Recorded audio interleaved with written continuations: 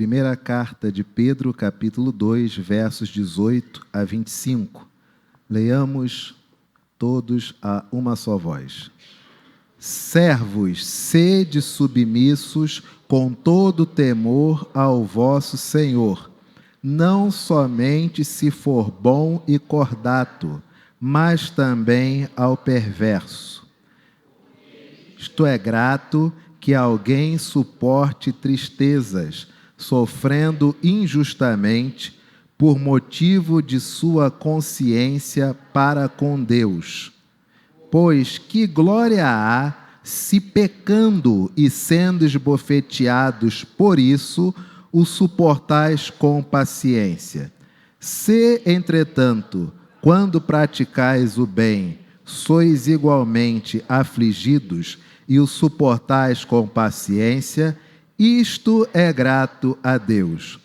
Porquanto para isto mesmo fostes chamados, pois que também Cristo sofreu em vosso lugar, deixando-vos exemplo para seguirdes os seus passos, o qual não cometeu pecado, nem dolo algum se achou em sua boca, pois ele, quando ultrajado, não revidava com ultraje, quando maltratado, não fazia ameaças, mas entregava-se àquele que julga retamente, carregando ele mesmo em seu corpo sobre o madeiro os nossos pecados, para que nós, mortos para os pecados, vivamos para a justiça, por suas chagas fostes sarados, porque estáveis desgarrados como ovelhas, agora, porém, vos convertestes ao pastor e bispo da vossa alma. A igreja pode assentar-se.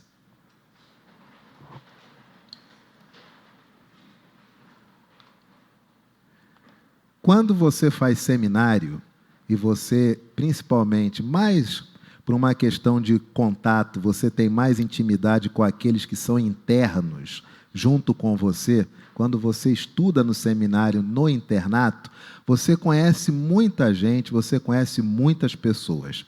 E essa interação de diferentes culturas, diferentes formas de pensar, diferentes tipos de fé, ainda que seja no âmbito reformado, isso agrega muito em termos de conhecimento e também de aprendizado.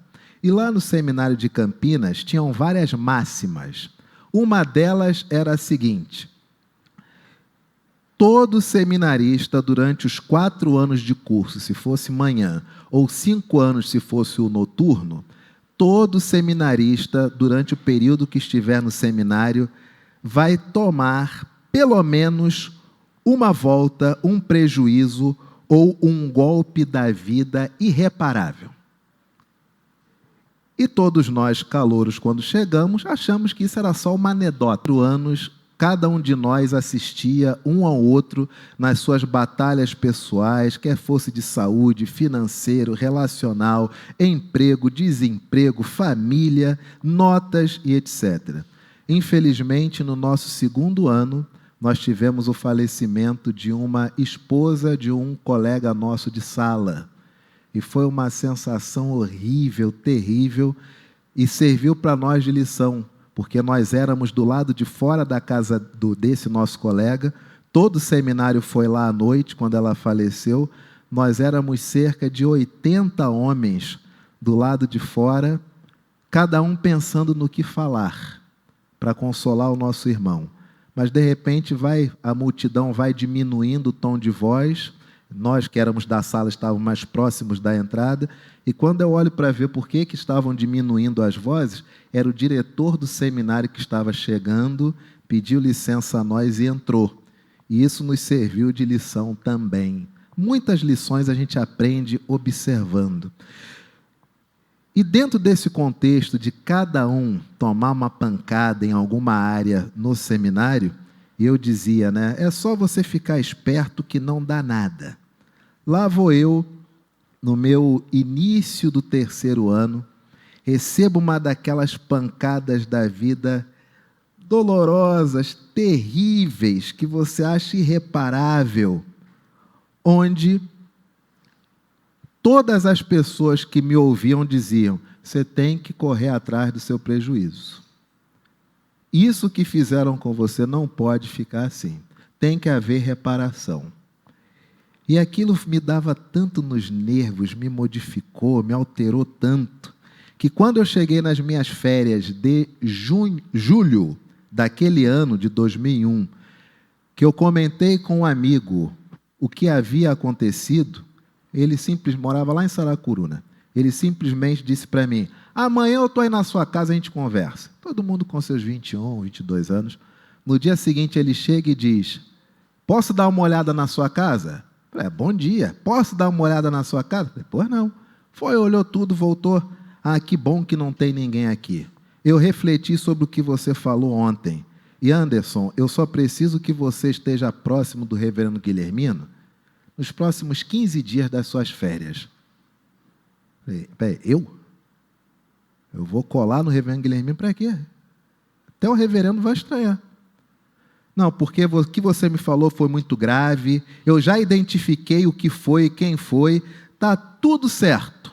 Você só precisa ficar com ele, porque eu vou viajar, eu vou lá naquela cidade e vou resolver isso para você. Falei: mas eu não te evangelizei na escola e você se converteu a Jesus para ser vingador dos outros, não. Como assim? Não, já está tudo certo. O pai era policial, o avô era policial.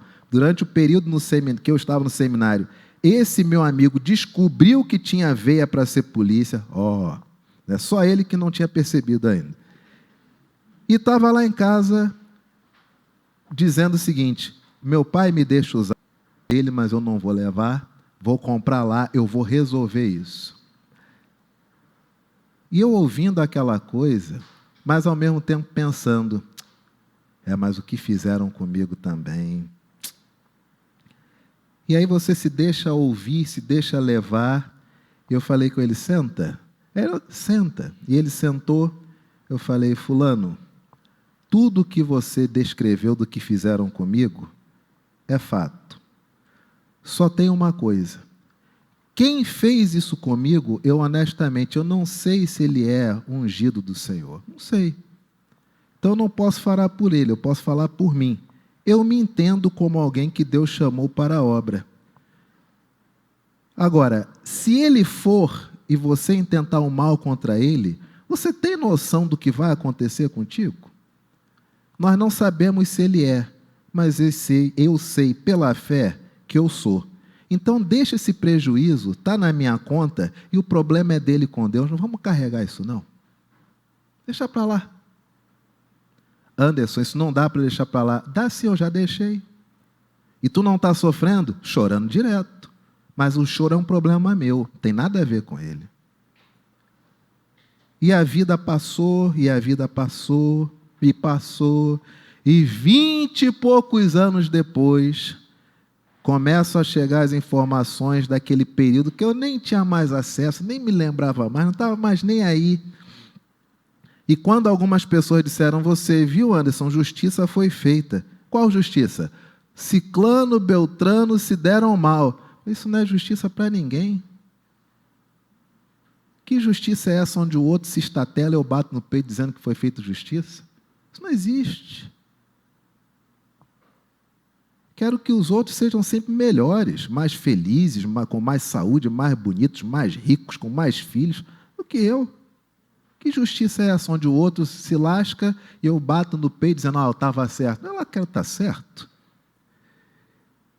Por que estou dizendo isso? Primeiro, que eu só gosto de contar a história onde eu me lasco. Segundo, porque o texto que nós acabamos de ler é um texto muito pesado.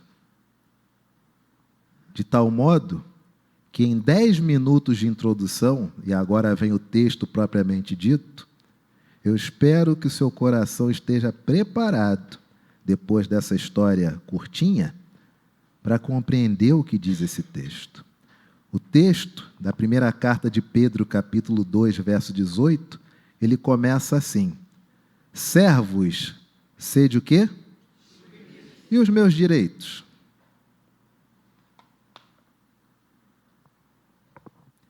Mas a Bíblia diz que você tem que ser o quê? E os seus direitos?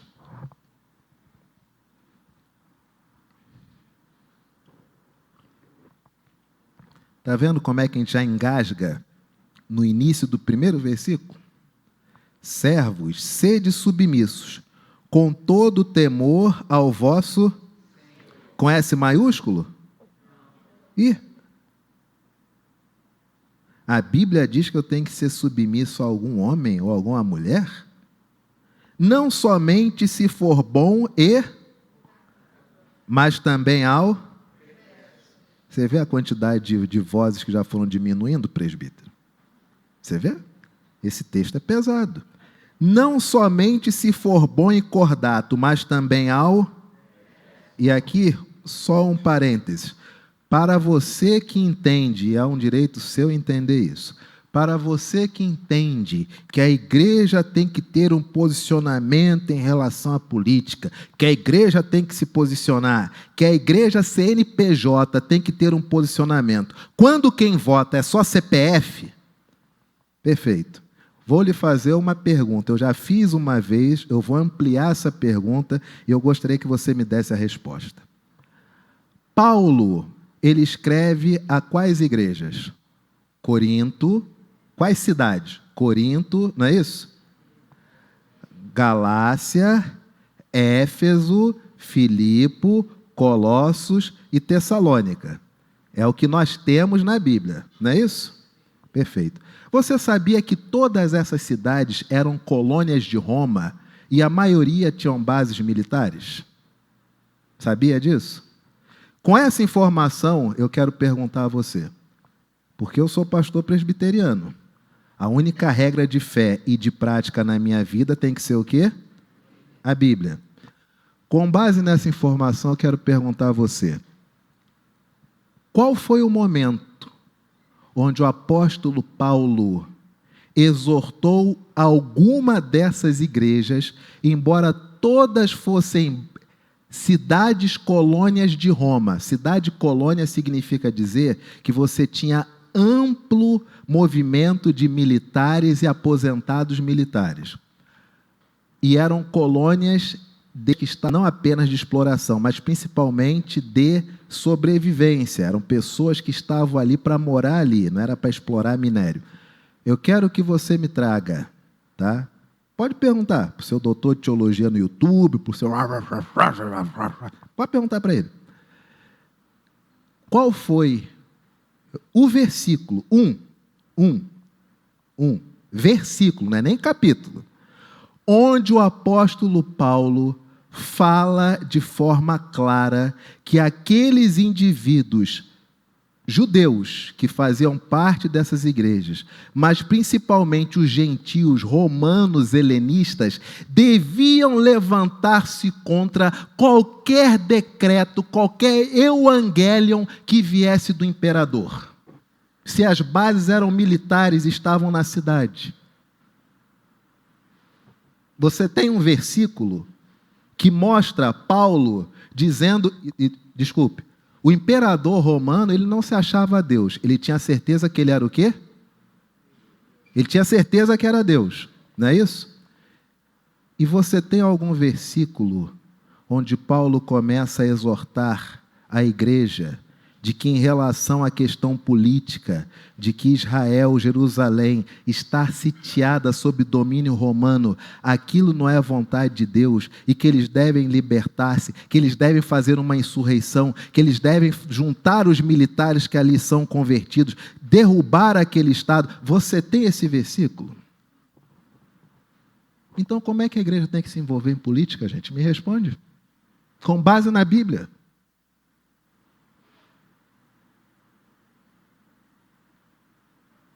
Essa é a nossa dificuldade hoje. As pessoas querem cobrar de uma igreja cuja essência é ter a Bíblia como regra de fé e de prática, elas querem cobrar que a igreja se quede às necessidades momentâneas. E momentâneas, talvez de 10 anos para cá. Porque o Brasil é Brasil desde 1500. e não tinha dessas coisas. Cujo aqueles que convivem no cenário político hoje não são novos, são desde aquela época. Mas agora é que causa frição. Mas cada um é cada um, você tem todo o direito, conquanto o voto seja no seu CPF, e cada pessoa individualmente pode abrir o seu canal no YouTube para fazer um vídeo falando do seu posicionamento político ou da sua empresa, nós não fazemos. Mas cobramos pasmem, da igreja que faz programação para as mulheres, faz programação para as crianças, que vai fazer uma programação com dependentes químicos. É desse lugar que a gente espera o quê? Um posicionamento político.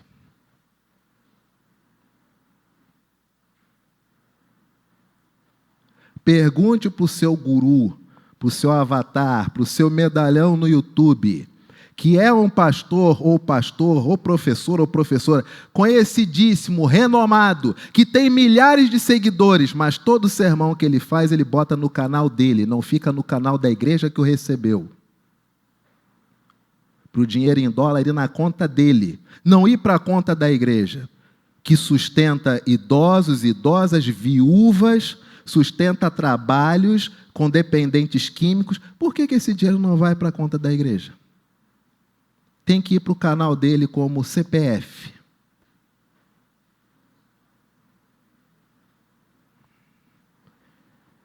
Aí vem o texto.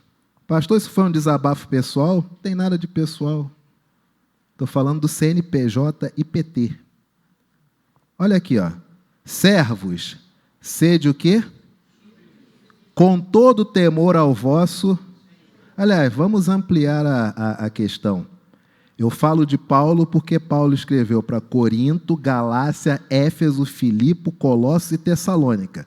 Todas essas cidades com igrejas, com militares, com aposentados militares romanos, que eram colônias de Roma e bases militares. Versículo onde Paulo diz e contradiz e manda a igreja ser contra um decreto do imperador. Procure se tem. Eu não sou Deus, pode até ter, não sou dono da verdade. Mas vamos fazer o seguinte, esquece essas cidades, esquece elas. Vamos aqui para Pedro, que era judeu. Escreve para os judeus. Qual o versículo que Pedro diz que é para quebrar tudo em Roma? Que é para derrubar o imperador romano? Tem? Não sei se tem. Pergunte para o guru do YouTube, dos livros, e traga.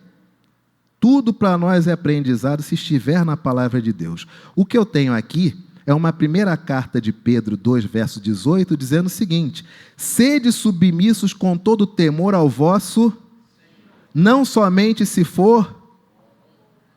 Vamos ler, igreja.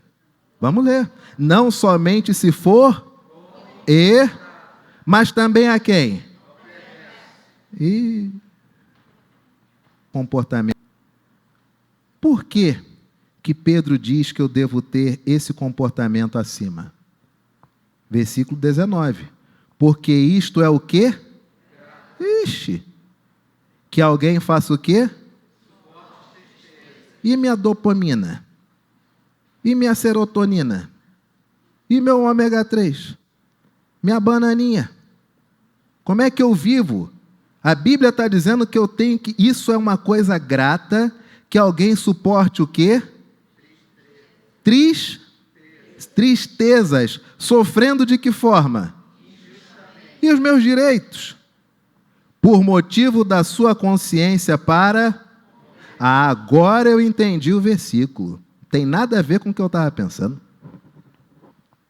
A palavra do Senhor diz, está aí em português: você ser submisso com todo temor a uma autoridade, não somente se ela for gente boa, mas também se ela for má. A palavra do Senhor diz que isto é grato, que alguém, no caso eu e você, suportemos, servamos, conseguimos suportar o quê? As tristezas. A palavra do Senhor fala que você deve suportar. Você não deve tornar a tristeza seu estado de espírito. A tristeza não deve se tornar a sua identidade.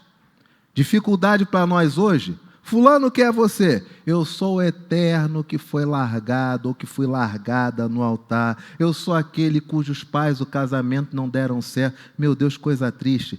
Isso tem quantos meses? Já tem 20, 30 anos. A tristeza substitui a nossa identidade. E a palavra do Senhor diz que não é para você trocar de identidade e se tornar triste, é para você suportar a tristeza, porque a vida é feita de momentos, gente. Vou te dar um exemplo de como a vida é feita de momentos. Você comemorou aniversário? Calma. Você comemorou aniversário ano passado, na sua casa com um grupinho? Você ia levantar a mão, não. Você se lembra há 10 anos atrás, quando o nosso poder aquisitivo comprava mais coisas? Você se lembra de ter comemorado numa casa de festa, num restaurante, alguma coisa? Ou há 20 anos atrás? Pergunta é, as pessoas que comemoraram com você há 20 anos atrás, há 10 anos atrás, são as mesmas que tu convidou no ano passado ou esse ano? São? Porque a vida é feita de quê? Quem que você chama para algo que está no momento presente? As pessoas que estão ao seu redor no momento. Isso é a vida. A vida é feita de momentos. Por isso, a tristeza faz parte de um momento. Isto é grato, que alguém suporte tristeza. Sofrendo de que forma? Só é grato, só é ato de graças a Deus que eu suporte tristezas, não viva a tristeza, mas que eu consiga suportar a tristeza se eu estou sofrendo de que forma? Se eu não sou culpado. E aí vem a grande questão. Quanto sofrimento nós temos hoje que é fruto da nossa própria vontade? Que alguém lá atrás falou, fulano não vai por aí. E o que nós fizemos? Eu vou sim, para provar que eu sou homem de Deus, para provar que Deus fala ao meu coração. Resultado? Quantas pessoas estão dizendo para você, fulana, beltrano, não vai. E o que você faz? Deus falou no meu coração, bênção. Aí dá errado. Foi Deus? Não sei. Mas esse sofrimento, ele é injusto? Não, porque disseram para você, não vá. Tinham placas de aviso. Você decidiu fazer. Então, é grato a Deus que eu suporte, que eu entenda que a tristeza, ela chegou, mas é algo momentâneo, então eu preciso suportá-la, desde que o meu sofrimento, ele seja injusto. E eu só suporto a tristeza e me permito sofrer por algo que eu sou inocente, ainda no verso 19. Por qual motivo? Para provar aos outros que eu sou homem ou mulher de Deus? Para provar que eu tenho o Espírito Santo dentro de mim? Ou você faz isso para provar que tem o Espírito Santo dentro de você? Por qual motivo que nós conseguimos suportar as tristezas? E por qual motivo que nós conseguimos sofrer ainda que de forma injusta? Por motivo, verso 19, de sua consciência para com. Então nós suportamos tristezas e suportamos o sofrimento injusto, não por causa da nossa baixa autoestima, não por causa do nosso complexo de inferioridade, mas nós aceitamos isso por quê? Porque você tem uma consciência para com Deus. Aí liga a historinha do começo. Eu não sei se o outro é ungido de Deus, mas eu me entendo como alguém que Deus chamou para alguma coisa. Não faremos não por conta do outro, mas pela nossa própria consciência. Pois, verso 20, homens, leamos. Pois que glória há, se pecando e sendo esbofeteados por isso, o suportais com... Há alguma glória se aquilo pela qual estou sendo esbofeteado é fruto do meu próprio pecado? Não. Tudo que Pedro falou até agora só é válido quando eu sou a pessoa inocente.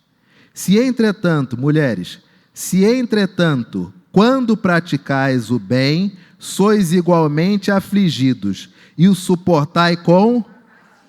Isto é grato a quem? Não é a nós. Não é a nós. Quem se agrada disso é quem? Se, entretanto, quando você faz o bem, e que bem é esse aqui, gente? Quando você dá comida a quem tem fome, eu tenho que ir para Jesus, tá? Quando você dá comida a quem tem fome, quando você dá água a quem tem sede, quando você dá roupa a quem não tem roupa, quando você visita alguém que está enfermo, quando você hospeda alguém que não tem paradeiro fixo, quando você escreve para algum preso, quando você faz essas coisas, quando você faz o bem, você é igualmente afligido, mas isso você suporta com paciência. Isto é motivo de gratidão por parte de quem? Por parte de Deus. Porquanto para isto mesmo fostes chamados. Como é que é? Fui chamado para sofrer e não poder abrir a boca? Não. Fui chamado para suportar as tristezas e, ao mesmo tempo, fui chamado para sofrer por algo injusto, não por aquilo que é justo.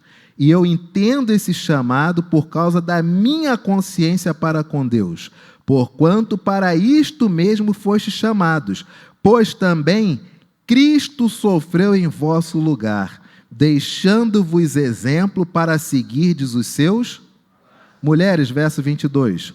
O qual não cometeu pecado, nem dolo algum se achou... Sofrer tanto como Cristo sofreu, não falar um palavrão.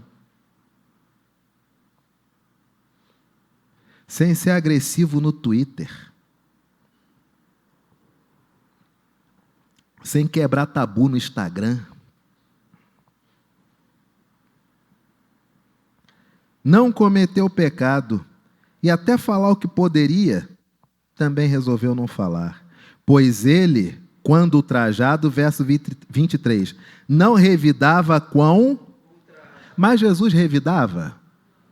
Claro que ele revidava. Só não revidava com ultraje. Quando Jesus ressuscita, ele revidou a todos aqueles que o fizeram mal, que o machucaram, os bofetearam? Não? Desculpa, ele revidou sim. Bateram, maltrataram, humilharam, cuspiram e mataram, não é isso? E qual foi o revide dele? Ele revidou na cruz. O que ele fala para o Pai? Perdoa-lhes. Eles não sabem o que fazem. Esse é o revide. Ele não revida com ultraje. Quando maltratado, não fazia o quê? Não fazia... mas entregava-se àquele que julga o quê? Quando ultrajado, não revidava com ultraje. Quando maltratado, ele não fazia ameaças, mas ele se entregava a quem? Ao governo, ao Estado, às militâncias, se entregava à dor. Não, ele se entregava àquele que julga de forma reta. Julga a minha causa, ó Senhor. A igreja precisa lembrar-se que ela deve se entregar àquele que julga de forma reta. Mas nós perdemos isso do horizonte. Nós nos entregamos às pessoas. A igreja deve lembrar-se que ela se entrega a Deus, que ela suporta a tristeza por conta da sua consciência para com Deus. E tudo isso ela recebe e ela se entrega àquele que julga de maneira reta. Hebreus capítulo 5, verso de número 8. Abra a sua Bíblia. Hebreus capítulo 5, verso de número 8.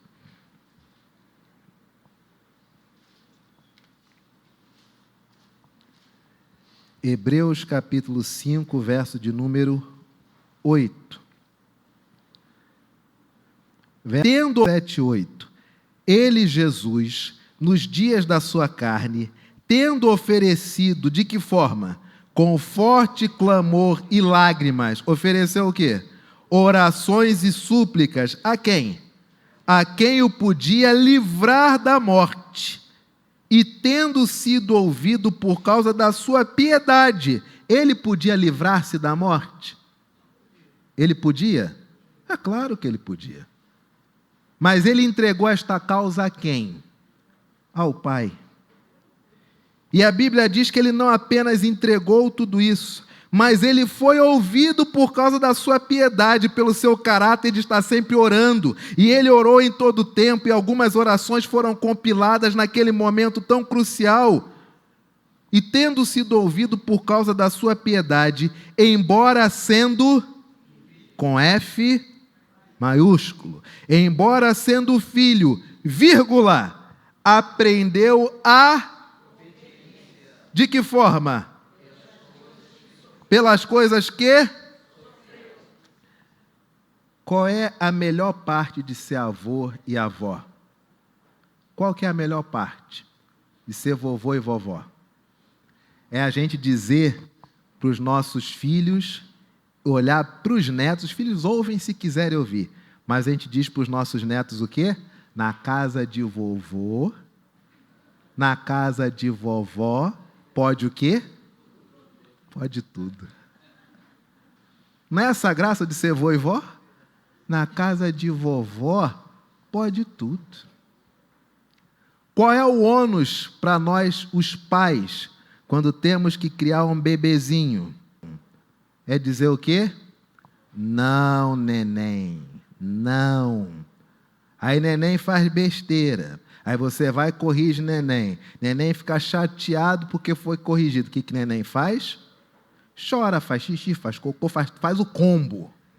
Isso quando você já está saindo para ir em um casamento.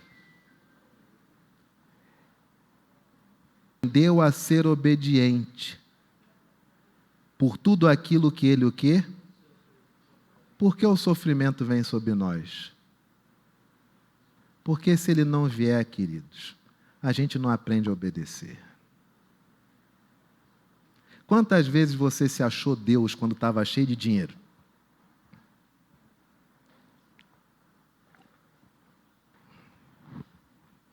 Um dos testemunhos mais bonitos que eu ouvi pós-pandemia foi do nosso presidente da UPH, que falando sobre a sua vida antes da pandemia, muito antes da pandemia, pôde reconhecer que o sucesso, a fama, os talentos, a sua capacidade na sua área o fez enveredar por caminhos e circunstâncias, os quais depois que tudo isso lhe foi tirado, ele entendeu que aquela postura não deveria ser vivida mais. Como que nós temos hoje um convertido, um diácono e um presidente de UPH? Não por tudo que ganhou, mas por tudo aquilo que ele sofreu.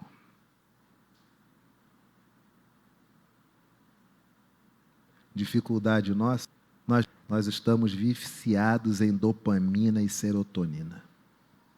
Nós não queremos sofrimento, o que é natural, mas também perdemos a capacidade de viver, de suportar a tristeza que é momentânea. A palavra do Senhor ainda diz, carregando, Pedro 2:24, carregando Ele mesmo em seu corpo sobre o madeiro os nossos pecados, para que nós, mortos para os pecados, vivamos a justiça. Por suas chagas, vírgula, fostes, homens, por suas chagas, vírgula, mulheres, por suas chagas, vírgula. Meu irmão e minha irmã,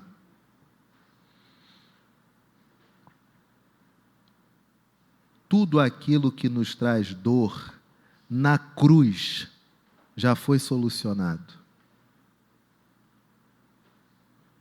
O sofrimento ele é momentâneo, a tristeza é momentânea. E de onde sai a minha esperança?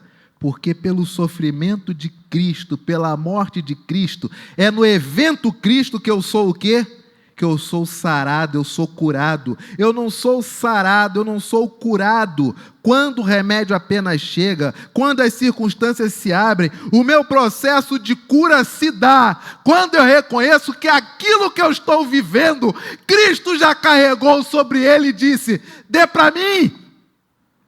Quando eu entendo que Jesus já carregou isso, e eu me livro desse peso, quando ele diz: lançai sobre vós o meu jugo, quando eu jogo para ele, e quando eu reconheço que ele carregou sobre ele naquela cruz, eu estou livre para dizer: isso é passageiro, porque esta dor, até mesmo esta dor, o Senhor Jesus já levou sobre si, isto vai passar.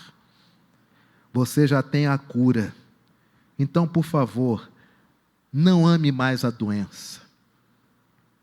Que a doença não seja a tua identidade. Que a tua identidade seja aquele que está passando por aflição ou por libação. Mas ele já carregou toda a minha dor. Então eu suporto a tristeza e sofro ainda que de forma injusta. Verso de número 25. Porque estáveis estavam desgarrados como ovelhas. Aí vem a pergunta, igreja. Essa é uma mensagem fácil de você levar para qualquer pessoa? Mas aqui o versículo, ele nos fala exatamente disso. Verso 25. Porque estáveis desgarrados como, agora, porém, vos ao pastor e da vossa, em outras palavras, antigamente nada disso para mim fazia sentido. Porque os meus critérios, as minhas categorias de julgamento eram outras. Mas agora que eu sou convertido, agora que eu entreguei minha vida a Jesus, a esse Jesus, agora faz sentido.